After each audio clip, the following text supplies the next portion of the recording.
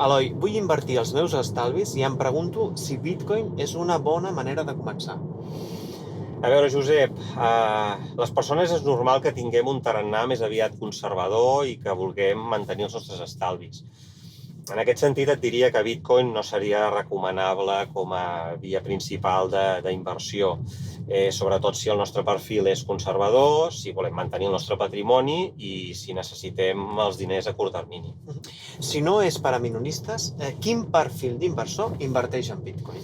És un perfil molt concret que combina una tolerància alta al risc, que està disposat a perdre bona part o la totalitat de la seva inversió i que no necessiti aquests diners a curt termini.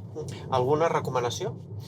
La meva recomanació sempre és ser molt prudent i que puguem destinar una petita part màxim del patrimoni en inversió en bitcoins, per això, per aquesta volatilitat que té de preus. Ja ho entenc, és massa arriscat per a accionistes minoristes. Sí, evidentment no passa res amb invertir una quantitat en bitcoins, però sempre ha de ser un percentatge reduït respecte al patrimoni, aquest 1% que et comentava.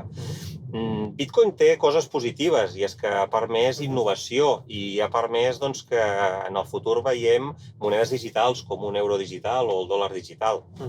Les divises digitals sembla que han arribat per quedar-se, com el cotxe elèctric, no? Sí, tot es digitalitza i ara sembla que li ha arribat el moment al diner de ser digital. Segurament els propers anys i les properes dècades continuarem parlant de bitcoins i de totes les monedes digitals que venen. Moltíssimes gràcies, Eloi. A tu, Josep.